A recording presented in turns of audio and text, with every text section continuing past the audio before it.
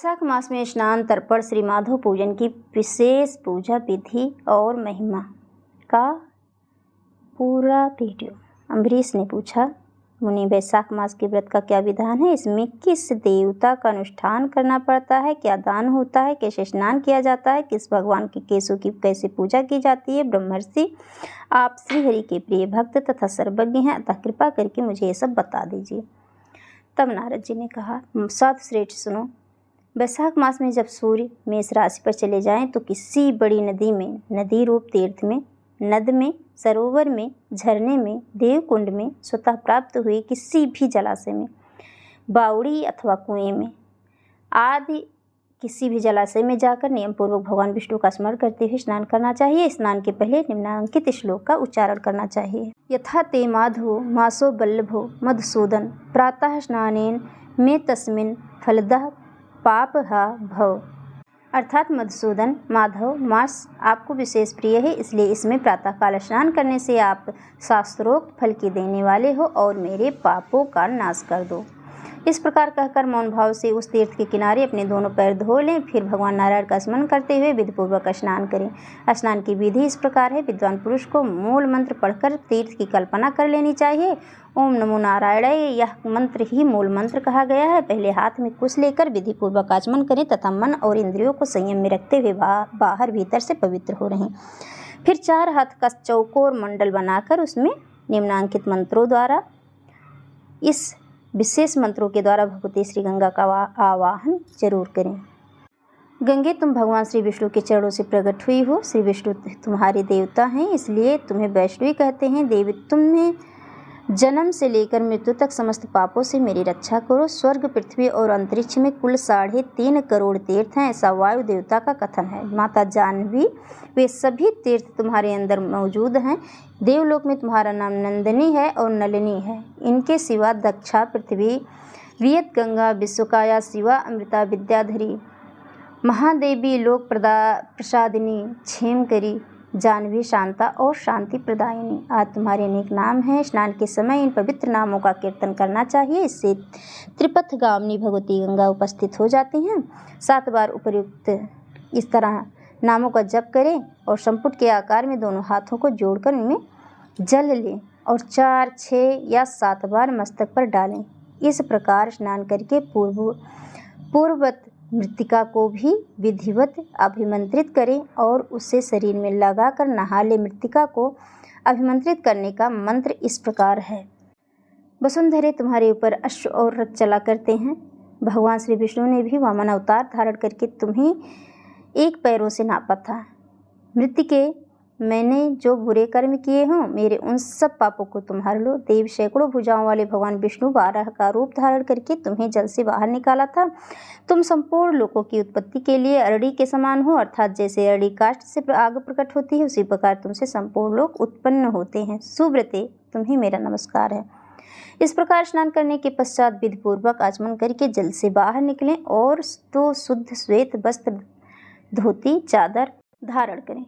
तदंतर त्रिलोकी के तृप्त करने के लिए तर्पण करें। सबसे पहले श्री ब्रह्मा जी का तर्पण करें, फिर विष्णु जी का, श्री रुद्र और प्रजापति का, तत्पश्चात देवता, यक्ष, नाग, गंधर्व, अप्सरा, असुरगण, क्रूर, सर्प, गरुड़, वृक्ष, जीव, जंतु, पक्षी, विद्याधर, मेघ, आकाशचारी जीव, निराधार जीव, पापी जीव तथा धर्मपरायण जीवों को तृप्त करने के लिए मैं उन्हें जल अर्पण करता हूँ। यह कहकर उन सबको जलांजलि दें। देवताओं का तर्पण करते समय यज्ञोपवीत को बाएं कंधे पर डाले रहें। तत्पश्चात उसे गले में माला की भांति कर लें और दिव्य मनुष्यों, ऋषि पुत्रों तथा ऋषियों का भक्तिपूर्वक तर्पण करें। सनक, सनंदन, सनातन और सनत कुमार, ये दिव्य मनुष्य, कपिल, आसुर, बोध तथा पंचशिख, ये प्रधान ऋषि पुत्र हैं। ये सभी मेरे दिए हुए इस जल से तृप्त हों, ऐसा कहकर उन्हें जल दें।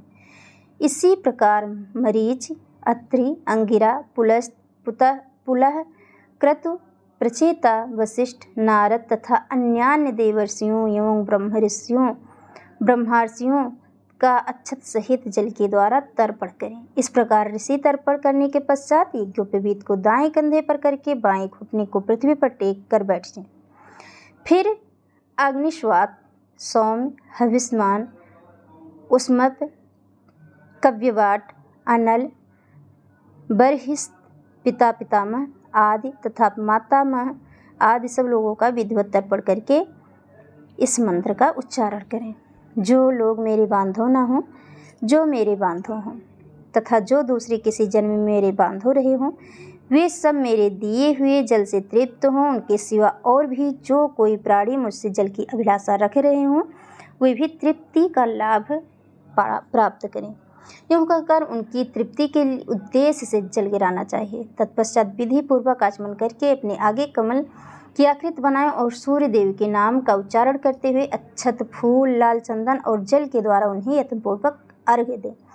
अर्घ्य दान करते समय इस मंत्र का उच्चारण करें। भगवान सूर्य आप विश्वरूप और ब्रह्म स्वरूप हैं। इन दोनों रूपों में आपको नमस्कार है।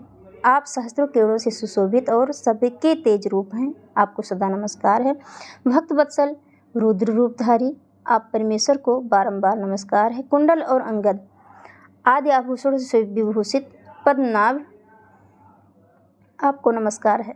भगवान आप सोए हुए संपूर्ण लोगों को जगाने वाले हैं। आपको मेरा नमस्कार है। आप सदा सबके पाप पुण्य को देखा करते हैं। सत्यदेव आपको नमस्कार है। भास्कर मुझ पर प्रसन्न होइए। सूर्यदेव आपको नमस्कार है। प्रभाकर आपको नमस्कार है। इस प्रकार सूर्यदेव को नमस्कार करके 7 बार उनकी प्रदक्षिणा करें। फिर द्विज, गौ और सुवर्ण का स्पर्श करके अपने घर जाएं।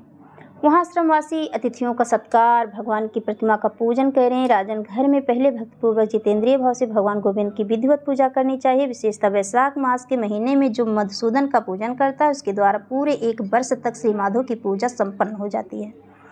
वैशाख मास में आने पर जब सूर्यदेव मेष राशि पर स्थित हों तो श्री केशव की प्रसन्नता के लिए उनके व्रतों का संचय करना चाहिए। अपने अभीष्ट की सिद्धि के लिए अन्न, जल, शक्कर, धेनु तथा तिल की धेनु आदि का दान करना चाहिए। तिल की धेनु का दान करना चाहिए। इस कार्य में धन की कंजूसी नहीं करनी चाहिए। समूचे वैशाख पर प्रतिदिन सवेरे स्नान करके करना चाहिए। जितेंद्रिय भाव से जो रहता है, भगवान के नाम को जपता है, विषय भोजन करता है, वह सब पापों से मुक्त हो जाता है।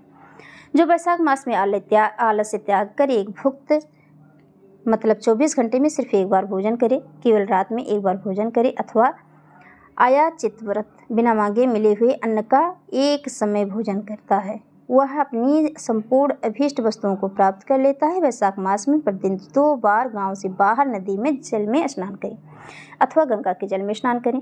हविष्य खाकर रहना, ब्रह्मचर्य का पालन करना, पृथ्वी पर सोना, नियम पूर्वक रहना, व्रत, दान, जप, होम और भगवान मधुसूदन की पूजन करना, ये नियम हजारों जन्मों के भयंकर पाप को भी हर लेते हैं। जैसे श्री माधव ध्यान करने पर सारे पाप नष्ट कर देते हैं, उसी प्रकार नियम पूर्वक किया हुआ माधव मास का स्नान भी समस्त पापों को दूर कर देता है। प्रतिदिन तीर्थ स्नान, तिलों द्वारा पितरों का तर्पण, धर्म घट आदि का दान करें और श्री माधव का पूजन करें। ये भगवान को संतोष प्रदान करने वाले हैं। वैशाख मास में इनका पालन अवश्य करना चाहिए। वैशाख में तिल, जल, सुवर्ण, अन्न, शक्कर, वस्त्र, गौ, जूता, छाता, कमल या शंख तथा घड़े, इन वस्तुओं का ब्राह्मणों को दान करें। तीनों संध्याओं के समय एकाग्रचित्त होकर विमल स्वरूपा साक्षात भगवती लक्ष्मी के साथ परमेश्वर भगवान विष्णु का भक्तिपूर्वक पूजन करना चाहिए। सामयिक फूलों और फलों की भक्तिपूर्वक श्री हरि का पूजन करें।